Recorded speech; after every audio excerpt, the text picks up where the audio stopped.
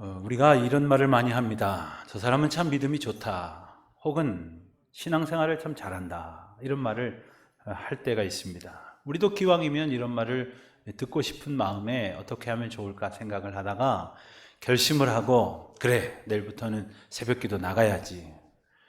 주일 예배는 물론이고 수요일도 금요일도 부영 모임도 성경 공부도 빠지지 말고 열심히 나가야지. 봉사도 열심히 해야지. 이런 생각 하게 될 때가 있습니다. 그런데 정말 예배와 모임마다 열심히 참석하고 봉사에 열심으로 수고했다고 해서 자기 스스로를 나는 이제 믿음 생활 잘하고 있다, 신앙생활 잘하고 있다, 이렇게 단정하면 어떡하나 하는 걱정이 들기도 하는 것이 사실입니다. 우리가 신앙생활이라고 말할 때 은연중에 우리 마음 가운데에는 우리에게는 신앙생활도 있고 일상생활도 있다, 이렇게 생각하는 경향이 있습니다. 그래서 교회에 모여서 예배드리고 또 봉사하고 교인들과 함께 지내는 시간들은 신앙생활, 그 나머지 생활은 일상생활, 이렇게 여긴다는 거죠. 자, 그러다 보면 이 신앙생활을 잘하겠다고 이제 일상생활을 오히려 소홀히 한 채 교회 공동체 안에서의 시간을 많이 늘리고 또 열심히 참여하고 봉사하고 기도의 말씀에 집중한다고 이렇게 했을 때, 시간을 많이 할애했다고 해서 그것으로 신앙생활을 잘 한다고 생각을 한다면 이것은 대단히 심각한 착각을 불러일으키게 될 것입니다. 게다가 우리가 이런 말을 또 하게 되면, 그러면 그나마 있었던 신앙의 모습, 형식도 중요하지 않은 것처럼 이야기하고 그나마 열심으로 참석하던 자리에도 함께하지 않으면서도 신앙은 중심이지 형식이 아니다, 이런 궤변을 늘어 놓을 수도 있을지 모르겠습니다. 교회에서 목사나 혹은 교회 리더들이 강조하면 조금 따라오는 척 하다가 그냥 두면 자기 마음대로 그렇게 할 때가 있습니다. 자기 편한 대로 그렇게 믿는다고 하면서도 별다른 문제의식을 갖지 못할 때가 있습니다. 내 앞에 허락하신 인도자들을 통하여 이렇게 나를 강권하는 이야기를 듣지 않는다고 해서 그것은 우리를 편하게 해 주시려는 것도 아니고 또한 우리가 알아서 하라는 것도 아닙니다. 다만 우리가 무엇을 하고 안 하고가 중요한 것이 아니라 하나님의 백성으로서 오직 주님을 사랑하는 믿음의 고백으로 살아가고 있는지를 스스로 점검해야 하는 것이 중요한 문제입니다. 그래서 주님은 먹든지 마시든지 무엇을 하든지 하나님의 영광을 위해서 살아야 한다 하는 말씀으로 우리의 삶이 이렇게 교회 안에서 보내는 신앙생활과 평상시의 삶으로 이렇게 나누는 것이 아니라 우리의 모든 삶이 신앙생활이라고 일러주시며 또한 매 순간순간이 하나님 앞에서 주님의 영광에 합당한 삶은 살아가는 모습 되도록 인도하여 주시는 것이지요. 그렇다면 우리 마음이 정말 하나님 앞에 온전히 매일매일 살아가고 드려지고 있는가? 과연 우리는 어떻게 하면 하나님 앞에 있음을 매 순간 온전히 고백하면서 살아갈 수 있을까? 오늘 본문 말씀은 하나님의 인도하심에 대한 대단히 중요한 교훈을 우리에게 일러주시는 사건을 전하고 있습니다. 오늘 본문 말씀의 배경이 되는 것은 출애굽 이후에 모세가 이끄는 이스라엘 백성들이 하나님 앞에서 원망하던 일이 있었는데 바로 그때의 일을 설명하고 있습니다. 앞선 11장 1절과 2절 말씀을 함께 보시면 이렇게 기록되어 있습니다. 여호와께서 들으시기에 백성이 악한 말로 원망하매 여호와께서 들으시고 진노하사 여호와의 불을 그들 중에 붙여서 진영 끝을 사르게 하시매 백성이 모세에게 부르짖음으로 모세가 여호와께 기도하니 불이 꺼졌더라. 자, 백성들이 여호와께 악한 말로 불평하고 원망했다는 것이죠. 그것을 들으신 하나님께서는 진노하사 불을 내리셨고 백성들은 급한 마음에 모세에게 찾아가서 부르짖었다고 했습니다. 모세는 기도했고 하나님은 그 불을 이제 꺼주심으로 상황이 이제 종결된 것처럼 보입니다. 그러나 백성들의 원망은 그럼에도 불구하고 그치지를 않았습니다. 무엇 때문에 백성들이 원망을 했을까요? 백성들이 주님 앞에 이렇게 악한 말로 원망했던 이유는 바로 먹는 것 때문이었습니다. 우리가 잘 아는 대로 하나님께서 애굽에서 백성들을 이끌어내신 후에 광야로 살게 하실 때 그들은 농사를 짓지도 않았고 자기들이 먹을 것을 위해서 어떤 수고도 할 수 없었습니다. 그래서 하나님께서는 아침마다 그들에게 만나를 내리시고 그것으로 일용할 양식을 삼아 먹게 하셨습니다. 자, 얼마간의 시간이 지났더니 처음에는 감사하던 이 백성들이 불평하기 시작을 했습니다. 오늘 또 만납니까? 맨날 이것만 먹습니까? 다른 것도 좀 먹게 해주십시오. 심지어는 고기 좀 먹게 해주십시오. 이렇게 불평하더니 11장 5절 말씀에 보면 그들이 애굽에서 종살이 하던 중에 먹었던 몇 가지 음식을 떠올리며 불평했다고 했어요. 생선과 오이와 참외와 부추와 파와 마늘들을 먹은 것이 생각나거늘. 하나님의 인도하심 가운데에 그들이 놀라운 사랑을 받으며 살았다고 하는 것은 다 잊어버렸습니다. 하나님께서 가장 좋은 것으로 이끄셨다고 하는 귀한 마음도 다 사라졌습니다. 그 대신 자기들이 먹고 싶은 그것을 먹지 못했다고 악한 말로 원망하기를 그치지 않았다는 거죠.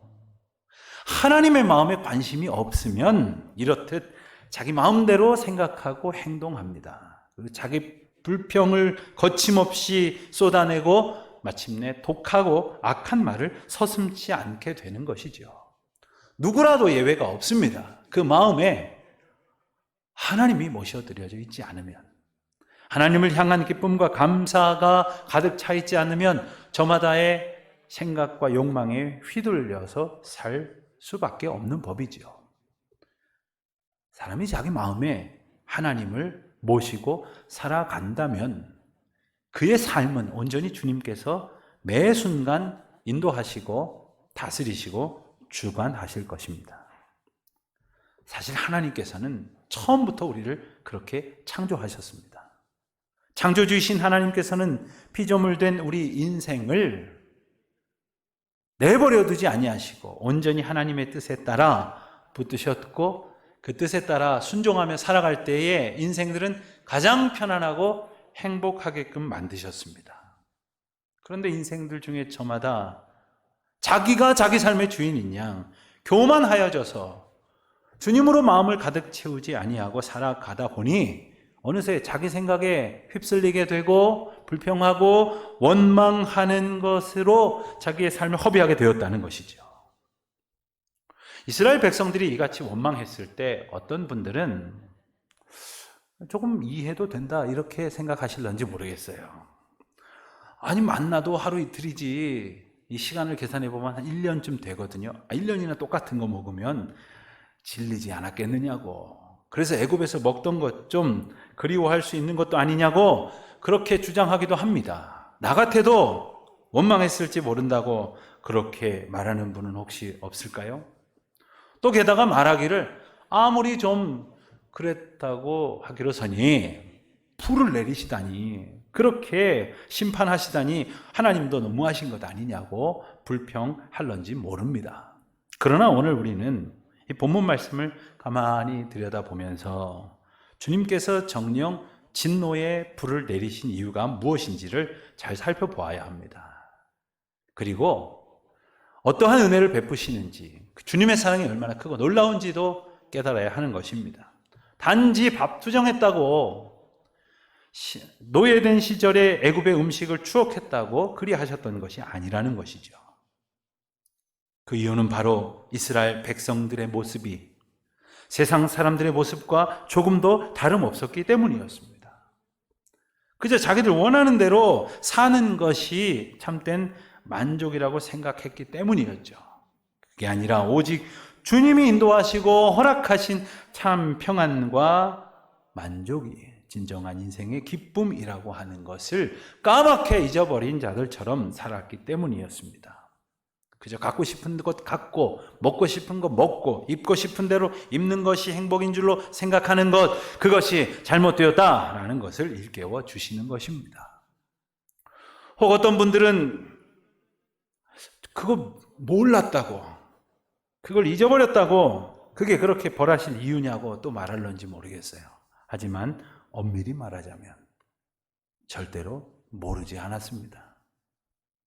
내 마음대로 사는 것이 행복이 아니라 하나님의 뜻 안에 거하는 것, 주님의 인도하심 안에 평안을 누리는 것이야말로 피조물된 우리에게 허락하신 지고한 기쁨이요, 참된 만족이요, 행복이라고 하는 사실을 우리도 모르지 않았지만 때때로 자기 소위에 옳은 대로 제 마음대로 말하고 행동하고 있는 것은 아닙니까? 그것이 바로 하나님의 진노를 산 이유였습니다. 내 마음대로 안 되면 원망하고 불평하고 남 탓하고 상황과 조건으로 이유를 달고 그러다가 하나님께 마저 원망하고 불평하기를 거침없이 악하고 독한 말로 쏟아놓습니다. 하나님께서 우리 인생들을 지으시고 날마다 그 뜻으로 인도하시는 이 놀라운 섭리를 깨닫지 못하는 사람은 그 은혜에 결코 감사하지 않습니다. 그리고는 향방을 잃어버린 사람처럼 목적 없는 인생으로 사는 것에 지나지 않게 되는 것입니다. 그러다 보니까 그런 사람들 그저 먹고 싶은 것 먹는 것에 인생의 이유를 찾으려고 하는 것이지요. 그리고 그마저도 마음에 안 들면 마구 원망과 불평을 쏟아 놓는 것입니다. 이처럼 패역한 세대 속에 오늘 우리가 살고 있는 거죠. 우리가 온전히 하나님께 붙들린 바 되어서 하나님 한 분만을 정녕 우리 마음 가운데 모시고 살 수 있는 길은 무엇일까요? 오늘 본문을 통해서 하나님께서는 그 엄청난 은혜를 우리에게 부어주시는 귀한 사건을 우리가 만나게 됩니다. 하나님께서 이스라엘 백성들 가운데에 지도자로 세우신 70명의 장로들을 불러 모으십니다. 그리고 이전에 모세에게만 허락하셨던 여호와의 영을 그들에게도 임하게 하시는 겁니다. 오늘 본문에 보면 4번에 걸쳐서 여호와의 영이라는 표현이 나오는데 우리가 짐작하고 아는 대로 그리고 신약에서 예수 그리스도께서 제자들과 주님을 따르는 사람들에게 약속하셔서 부어주신 그 성령을 말하는 것입니다. 여호와의 영이 지금까지는 모세에게만 임하여 있었습니다. 그래서 하나님께서 모세를 통해서 이스라엘 백성들에게 하나님의 뜻을 선포하셨죠. 그런데 이제는 70명의 리더들에게 그 영을 임하게 하신다는 거예요. 그들은 이스라엘 백성들의 대표들이었습니다. 그 이야기는 그들에게 성령을 허락하심으로 모든 백성에게도 성령이 임하게 될 것이라고 하시는 것을 예표하신 것이기도 합니다. 모든 백성들에게, 오고 오는 모든 세대에게, 저와 여러분에게 하나님께서 주시기로 약속하신 그 성령, 그분을 소망하게 하시는 약속이죠. 그런데 오늘 말씀을 보면 도대체 이스라엘 백성들이 불평하고 원망하고 하나님 앞에 야단마저도 합당한 그런 형편이었는데 이처럼 성령을 허락하신 이유가 무엇일까요?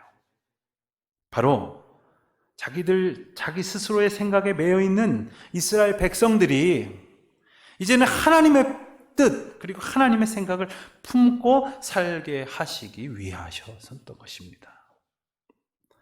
하나님의 마음을 알아서 이제 먹고 싶은 대로 먹고 사는 것이 참된 기쁨과 만족이 아니라는 것을 알게 하시려는 거죠. 그들은 사실 하나님을 알고 믿는다고 여겼지만 그들 마음 가운데에는 진짜 목적과 기쁨은 여호와 하나님으로부터 말미암는 것이 아니라 그저 자기들의 욕망을 채우는 것으로 마음껏 먹고 마시고 가지고 누리는 것들이라고 생각했던 것이에요. 그래서 여호와 하나님은 성령을 부어주심으로 그들이 하나님의 사랑 안에 온전히 살도록 하셨던 것이죠. 그런데 오늘 본문 말씀을 보면 그들에게 성령을 허락하신 후에 놀라운 변화가 일어납니다. 그것은 바로 25절에서 보는 대로 25절 하반절에 보니 70 장로에게도 임하게 하시니 영이 임하신 때에 그들이 예언을 하다가 다시는 하지 아니하였더라. 놀라운 역사가 일어났습니다. 하나님께서 허락하신 영이 그들에게 임하니 그들이 예언을 하게 되었고, 또한 그 영이 떠나게 됐을 때 예언을 할 수 없었더라는 말이에요. 여기서 말하는 예언이란 점쟁이가 길흉 화복을 점치고 돈 받는 것, 그런 걸 얘기하는 것이 아닙니다. 성경이 일러주시는 예언이란 하나님의 계시를 미리 알고 그것을 말했다는 것이에요. 하나님이 들려주시고 하나님이 보여주셔서 알게 하신 그 뜻과 계획하심을 말할 수 있게 해주셨다는 것입니다. 그러니 더 이상 자기가 말하고 싶은 대로 말하고 원하는 것대로 말하고 원망하고 싶은 대로 원망하는 그런 것이 아니라 오직 주님의 뜻을 알게 됨으로써 주님의 그 뜻과 그 마음을 말할 수 있게 하셨다는 거죠. 그 말을 서로 말하면서 서로가 서로에게 듣고 전하는 그 말로 하나님의 뜻을 분명히 알게 하셨다는 것, 그것이 바로 이스라엘 백성들에게 성령을 부어주신 하나님의 이유였습니다.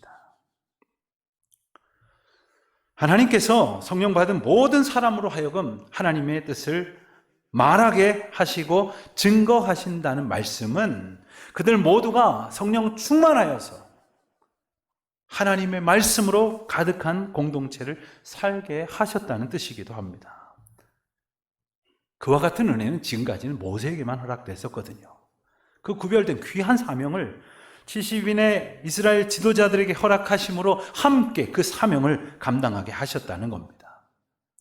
이 말씀이 구체적으로 어떤 의미로 약속되었는지 앞선 17절 말씀을 보면 더욱 분명히 알게 됩니다. 하나님께서 모세에게 주신 말씀입니다.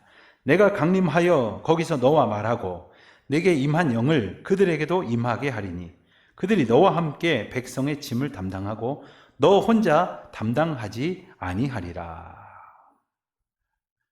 이전에 이스라엘 백성들의 모습은 어땠습니까? 그저 불평, 불만 가득했던 자들이었는데, 그래서 여호와 하나님께서 그들에게 불을 내려서 심판하실 수밖에 없는 형편이었는데, 그들이 불을 통하여 깨우쳐 회개하게 하신 그 은혜를 하나님께서 베푸시고, 그 후에 그들에게는 이제 만나뿐만 아니라 메추라기도 함께 주시겠다고 하시면서 이스라엘 백성들의 지도자들을 향해서 이 같은 귀한 약속을 주신 것입니다. 그들이 너와 함께 백성의 짐을 담당하고 너 혼자 담당하지 아니하리라.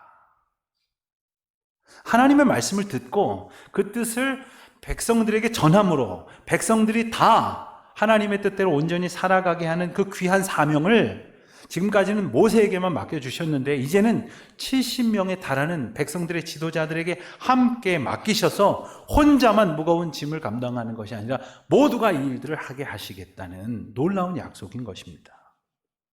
그리고 그들이 서로 하나님의 예언의 말씀을 전하면서 모든 백성들이 하나님의 뜻을 알도록 하시기 위한 것, 성령을 허락하신 이유가 바로 이것이라는 거죠. 하나님의 뜻을 모두가 알 수 있도록, 모든 백성들이 그 뜻대로 살아갈 수 있도록, 그 인도하심에 순종할 수 있도록 모두를 이끌어 가시기 위해서 성령을 70인의 장로들에게 그리고 우리 모두에게 오늘 약속하신 대로 부어주신다는 말씀입니다. 하나님께서는 이 70명의 장로들에게 성령이 임하게 하심으로 모든 백성들로 하여금 단지 인생의 목적이 먹고 싶은 것 먹는 데 있지 않음을 알게 하시려고 했습니다. 그래서 원망하고 불평하다가 진노의 불로 멸망당할 거 인생이 아니라는 것을 알게 하시는 거예요. 참 어리석고 연약한 인생들 아닙니까? 그래서 세상 일에 매여가지고 집착하다가 그 뜻을 이루지 못했다고 해서 원망하느라고 주님이 주시는 은혜와 복을 누리지 못하고 사는 일이 더 이상 없도록 예수 그리스도를 통하여 구원의 은혜를 약속하신 것처럼 한 사람도 이 은총을 놓치지 않게 하시려고 성령을 허락하셨다는 것이죠. 주님께로부터 성령을 얻은, 성령을 받은 사람들은 이제 어떻게 살아가게 될까요? 29절 말씀을 보면 성령의 사람은 선지자의 삶을 살게 된다는 것을 우리가 알게 됩니다. 주님이 그렇게 살아가기를 원하신다는 거예요. 선지자란 하나님의 뜻에 완전히 사로잡혀 사는 사람들 아닙니까?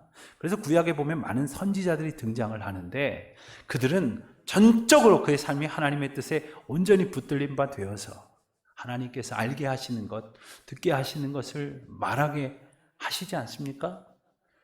어떤 이는 그 선지자의 삶이 너무 괴로워서 아파서 힘들어하기도 하였고 심지어 요나 같은 사람은 도망하려고까지 하지 않았습니까? 그러나 하나님께서 그들을 온전히 붙드셔서 전적으로 다스리시고 인도하시니 그와 같은 인생을 살기를 우리 주님께서 원하신다는 거예요. 성령의 사람은 그의 모든 것이 여호와의 것임을 고백하며 살아가는 사람입니다. 그가 가진 모든 것을 우리 주님이 사용하시는 그러한 삶을 살아가는 사람들입니다. 그러한 주님의 능력으로 살아가는 사람이 바로 성령의 사람이죠. 성령이 임하였을 때 하나님의 뜻을 말할 수 있게 하신다고 하는 것. 우리가 어떻게 하면 하나님의 뜻을 알 수 있겠습니까? 성령이 우리 가운데 거하시지 아니하고서는 도저히 얻을 수 없는 축복이 아닙니까? 또한 성령이 거하시지 않으면 아무리 애쓰고 수고하여도 하나님의 뜻을 알 수가 없는 거예요. 내가 원한다고 성령을 받는 것도 아닙니다.